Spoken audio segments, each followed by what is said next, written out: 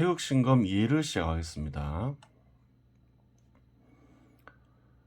이승만 주도시대를 열게 한 핵심적인 원인은 농지개혁, 즉 토지개혁이었죠.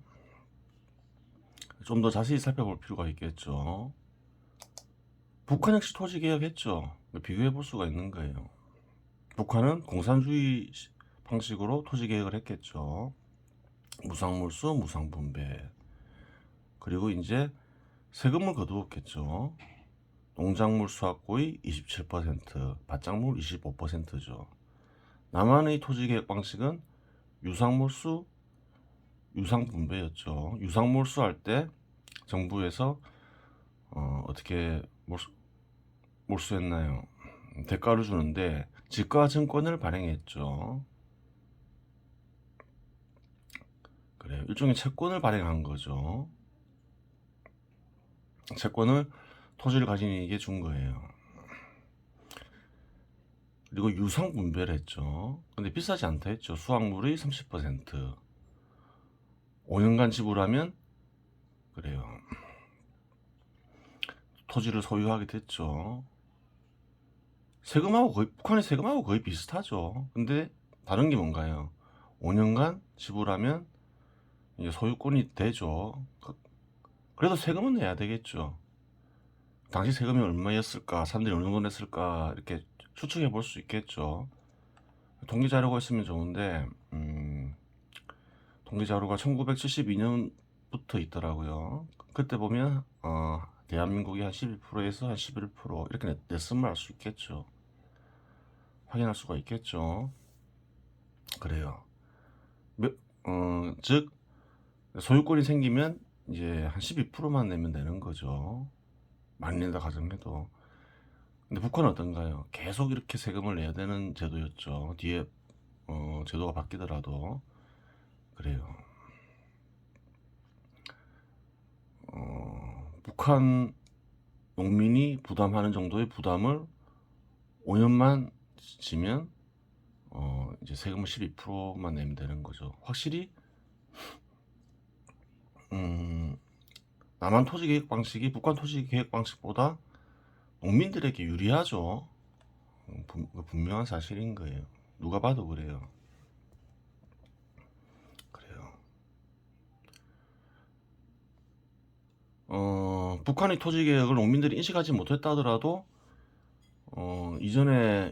이전과 비교하면 굉장히 이제 조건이 좋아졌겠죠. 사는 조건이 좋아진 거예요.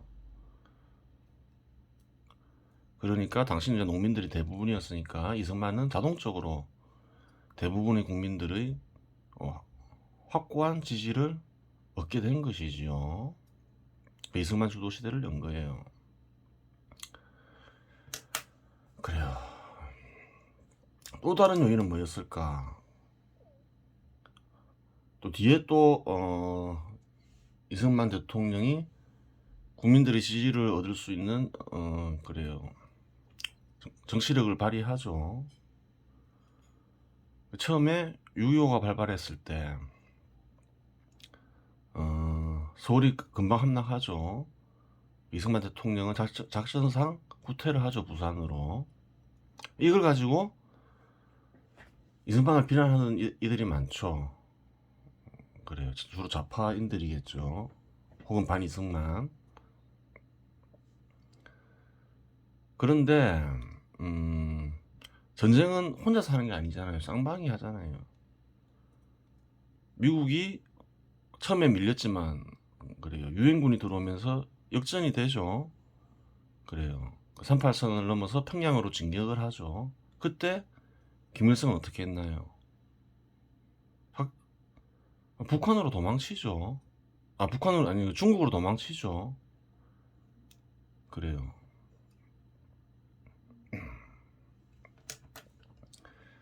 작전상 후퇴하고 나라를 버리는 거하고 구별을 못하는 거예요.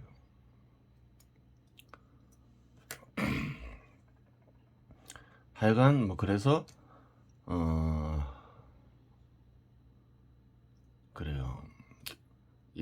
한 1954년 되면 이제 한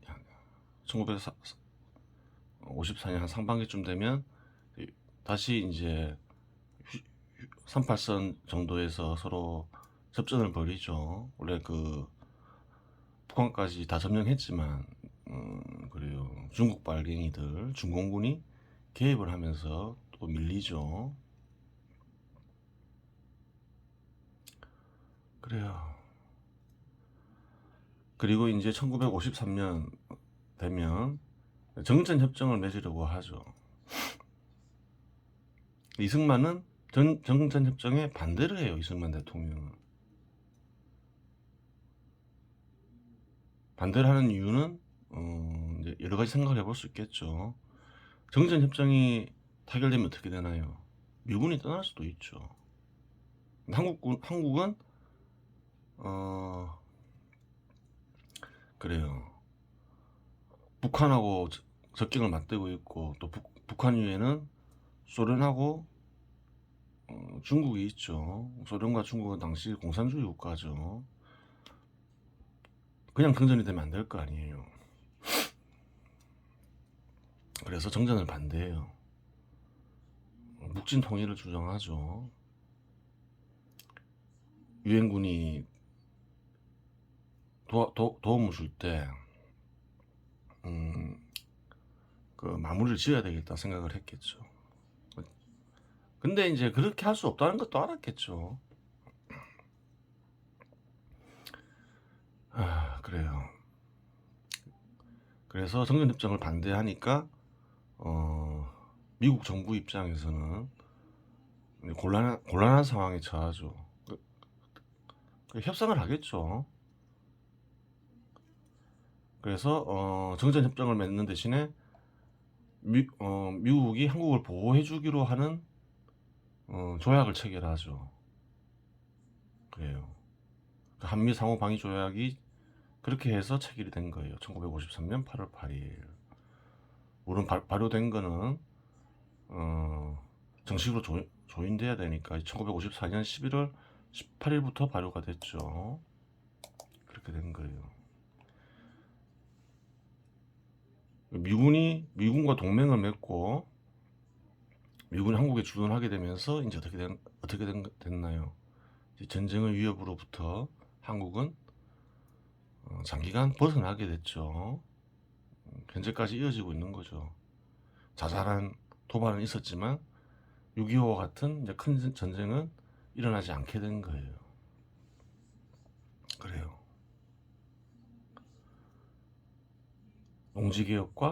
농지개혁은 이제 초기에 이승만 주도 시대를 열었고 이제 한미 상호 방위 조약은 이승만 주도 시대를 확고하게 만든 역할을 한 것이지요. 이제 그렇게 된 거예요.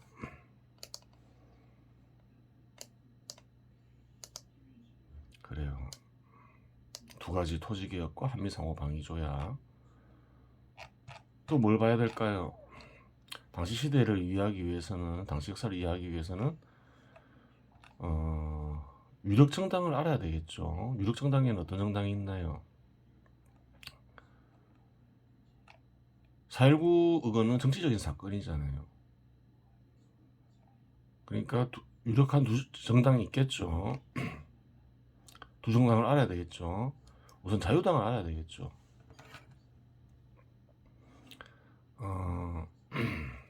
1951년 8월 15일 대통령 이승만이 신당을 만들어야 되겠다 의사표명을 했죠. 물론 국회에 이승만 지지 세력이 있었어요. 근데 이승만의 일정 부분 이승만과 독립되어 있었죠. 당수가 이승만은 아니었던 거예요. 그러니까 이승만이 확실히 지배할 수가 없었던 부분이 있었던 것이죠. 그래서 이승만은 직접 정당을 만들기로 결심을 해요. 1951년 8월 15일. 결심한 이유가 있겠죠. 이승만의 지지 기반이었던 원내의 공화민정의 소속 의원들과 원외의 국민의 대한청년단, 대한노동조합 총연맹, 농민조합연맹, 대한부인의 자유당에 참여하죠. 자유당. 이승만이 자유당을 만들겠다 하니까. 그래요. 그때 이제 이승만은 당수가 되고 이범석은 부당수가 돼요.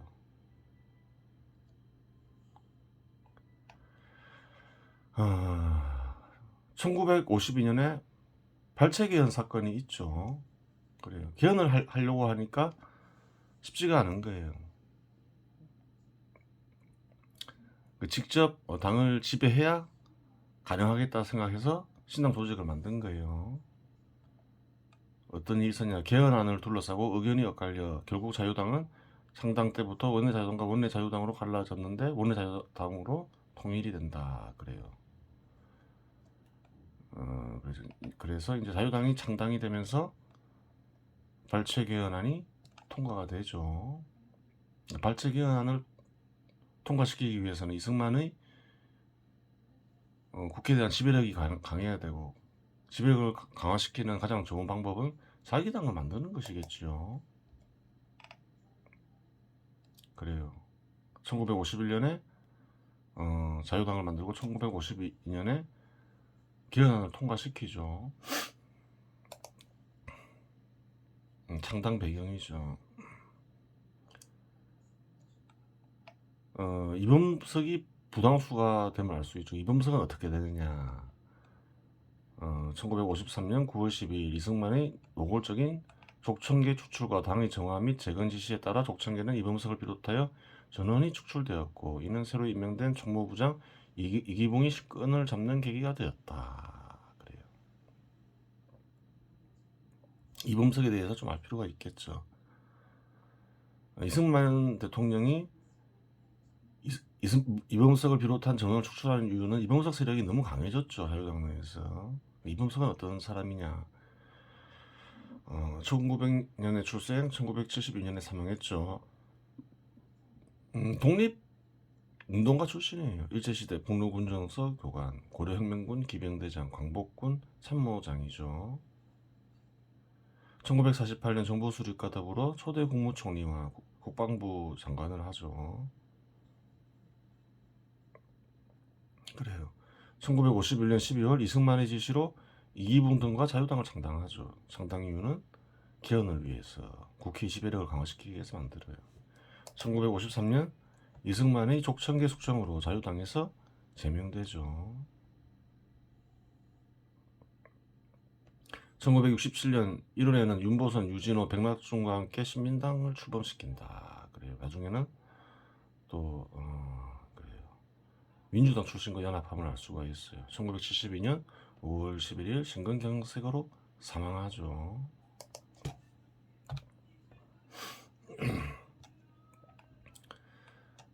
족청계에 대해서 좀 알 필요가 있겠죠. 족청계, 조선민족청년당 약칭. 1946년 10월 이범석이 조직한 우익청년단체죠. 120만 원의 당원을 가진 대조직으로 성장. 몇 년 안에 120만 원의 당원을 확보하죠. 그래요. 족청계가 뒤에 이제 자유당의 주력이 되면 알 수 있어요. 거기에 이제 이승만이 위협을 느끼고 숙청을 하는 거죠. 그래요. 이 자유당에서 거의 자유당의 상당 배경, 역사를 설명했죠. 또 민주당이 있죠. 민주당은 누가 만들었나요? 한민당 계보, 국민당이 그래요. 만들죠. 주도해서 만들죠. 1955년 9월 18일 결성된다. 그래요. 민주국민당을 알아야 되겠죠. 민주국민당. 1949년 2월 10일 한국민주당과 대한국민당 합당하여 발족한다. 대한국민당은 원래 이승만 지지 세력이었죠. 근데 돌아서면 알 수 있죠. 민주국민당을 보면 참가자는 김성수, 지청천, 신익희만 알 수 있어요. 지청천, 신익희는 그래요. 독립운동가 출신이죠. 김성수는 한국민주당의 그래요. 주도 세력이죠. 주도 세력에 속하죠. 우파 정당이죠. 다 우파니까.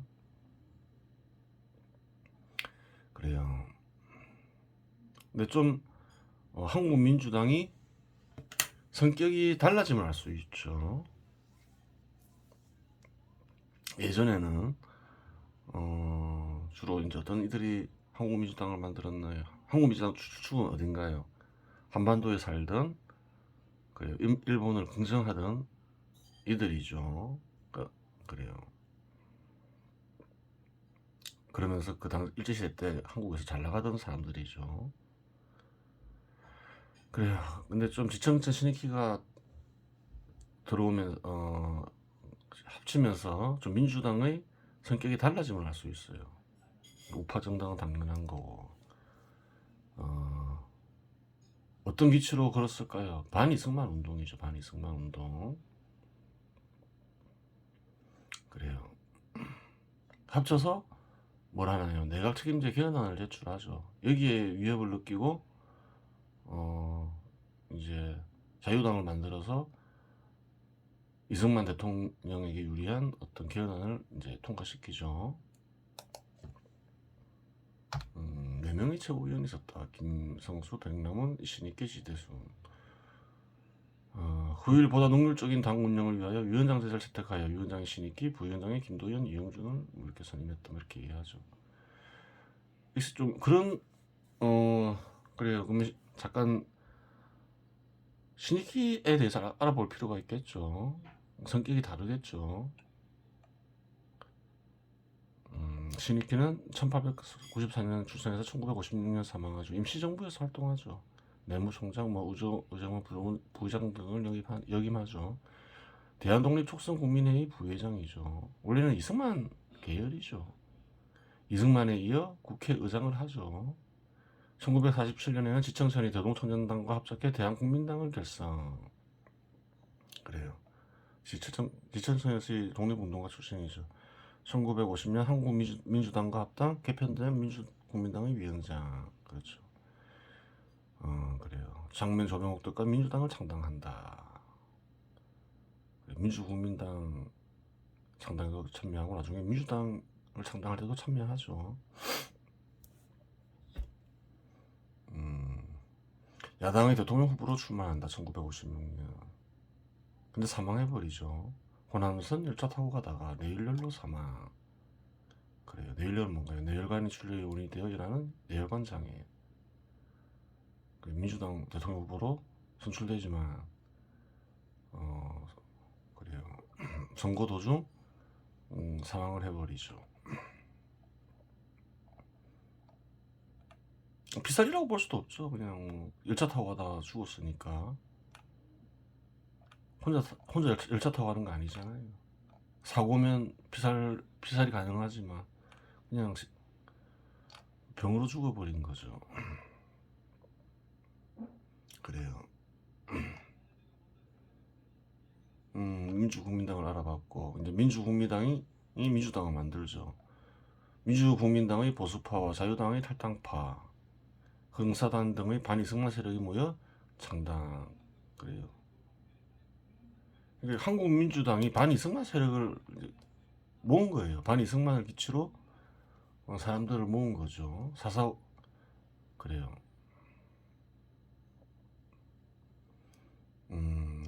4.4.5 5.2에 의한 초대 대통령이 중임 제한 철폐를 골자로 하는 개헌의 반발. 그래요. 이 부분 대해서 알아봐야 되겠죠.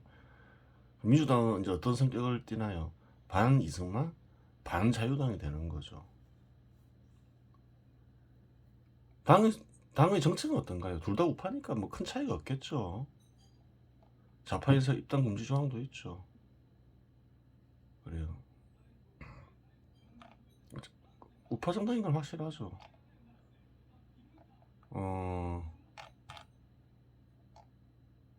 조봉암 입당시키자는 얘기도 있었는데 조봉암 입당을 안 시키죠. 왜냐면 공산당 이력이 있다 해가지고 그거 우파였어요. 지금은 민주당과는 달랐죠. 그래요.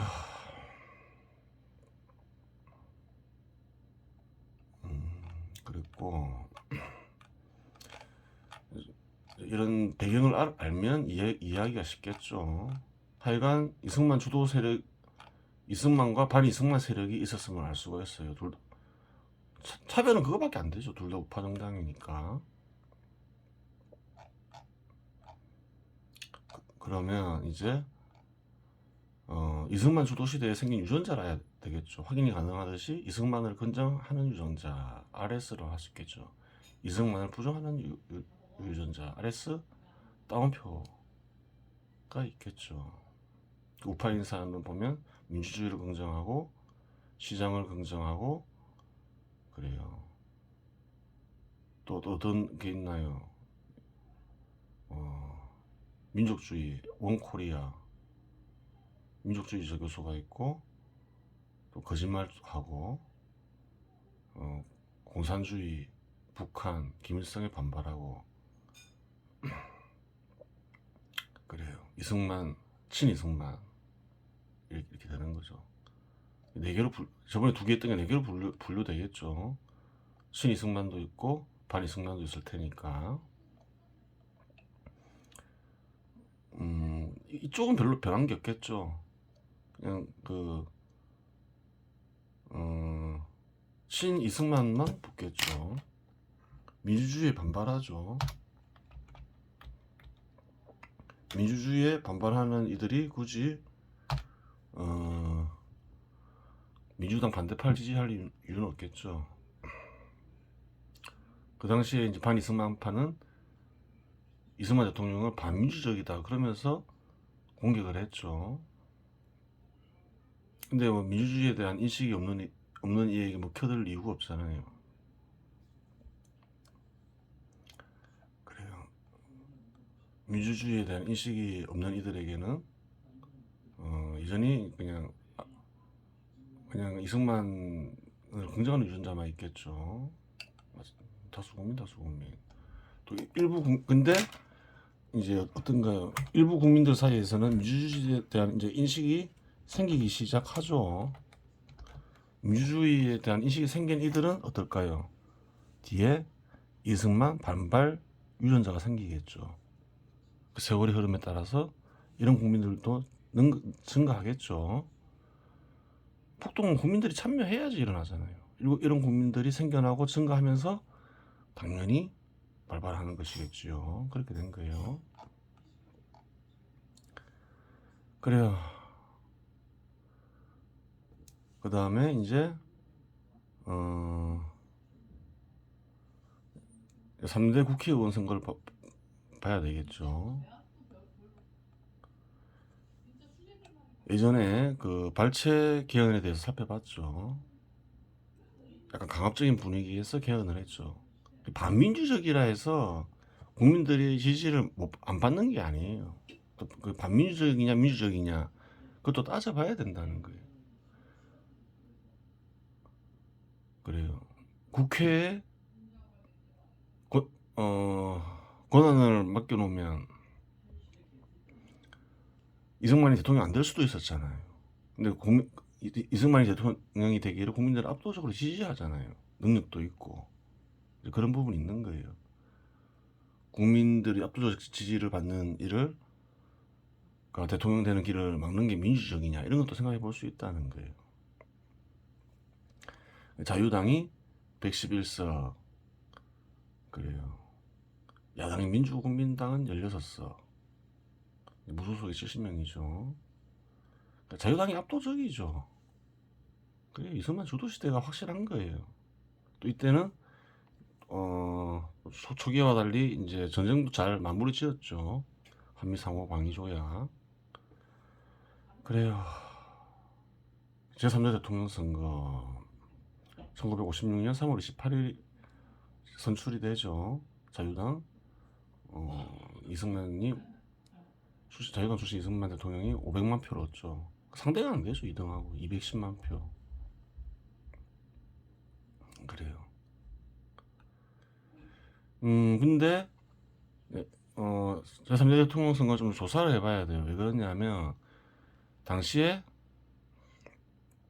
대통령은 중임 제한이 있었죠. 2번까지밖에 할 수가 없었죠. 근데 이승만 대통령은 3번을 하죠.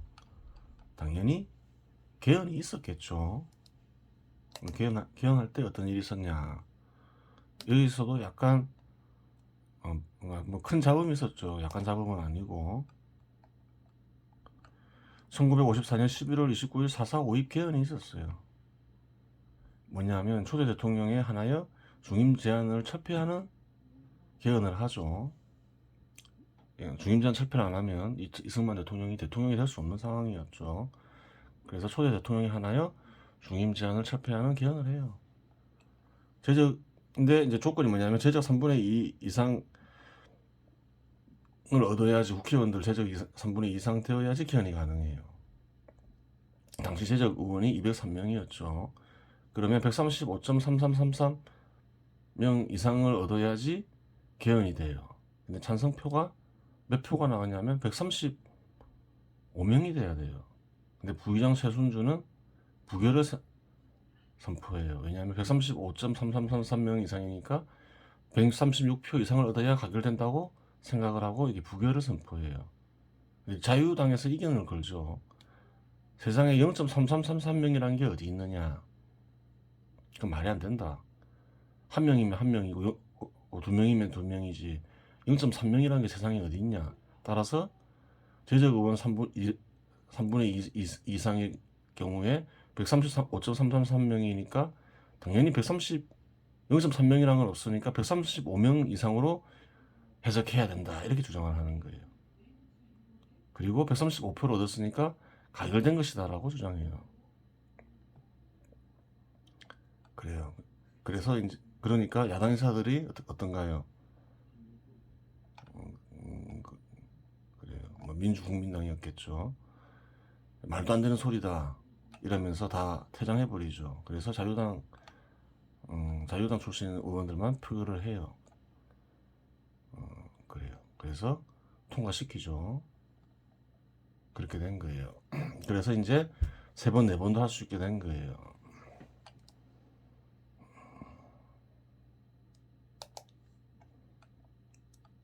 선거를 하면 압도적으로 이기죠. 항상 이승만 주도 시대인 건 확실해요. 근데 이제 이상한 부분이 있죠. 민주국민당 출신 후보가 안 보이죠. 계속 민주당 출신 후보는 안 보였죠. 1대도 그렇고 2대도 그렇고 1대는 어쩔 수 없는 거고. 왜 그러냐면 이때는 민주당 출신 후보가 있었어요. 아까 얘기했죠. 3대 때는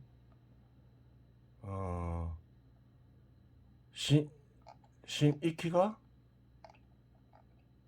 신이키 씨가 민주당 대통령 후보였죠. 근데 어떻게 된다 하나요?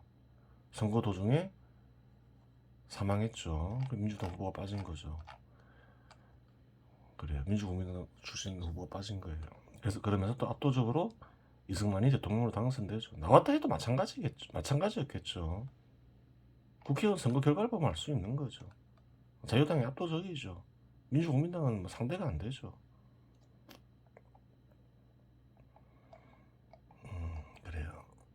나왔어도 별 어떤 가능성이 있고 그런 건 아니었어요. 자유당 그 이승만 주도 시대 이승만의 지지가 너무 높다 보니까 제4대 국회의원 선거 이때 좀 민주당이 많이 약진을 했음을 알 수가 있죠. 그래도 자유당이 압도적이죠. 자유당 125석, 민주당 79석. 그래요. 그래서 제4대 대통령 선거 보면 어떨까요? 또 압도적이죠. 이제 아예 그냥 선거한 그 유효 투표자들이 100%를 얻죠. 963만 3천 표. 이게 어떻게 된 거냐? 왜 계속 민주당 후보는 안 보이냐? 물론 민주당 후보 출신 민주당 출신 대통령 후보도 있었겠죠. 조병옥이었죠.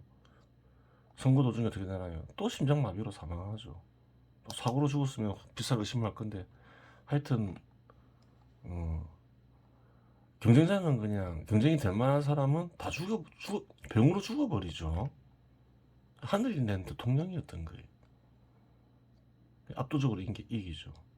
조병옥 1894년에서 1960년 신간의 창립에 참가. 1929년 광주 학생운동의 배후 조종 혐의로 한용운 등과 함께 3년형을 언도받아 감옥에 수감. 한국민주당 창당에 참가. 미군 전청 경무부장 취임. 1956년 신니케이 급소로 대표 최고위원으로 추대. 그래요. 9.8 리더 민주당 대통령 후보. 1960년 2월 25일 선거 도중 사망한다. 9.8 리더래죠. 9.8 심판 알아야 되겠죠. 9.8 심판이 어떻게 생기나요? 한국 민주당이 있는데 반이승만을 기치로 사람들을 모으죠. 그러면서 새로운 성격의 사람들이 많이 입당을 하죠. 신니키 같은 이들, 좀 기존의 한국 민주당을 구성하는 이들과 성격이 다르죠. 그래서 그러니 당연히 9.8 심판으로 갈라지겠죠. 그래요. 그런데 이제 이때 부정선거가 있었다. 대통령 선거도 아니고 부대통령 선거에서 그러면서 이제 4.19 의거가 발발하는 거예요. 그 부분에 대해서는 다음 시간에 살펴보도록 하겠습니다.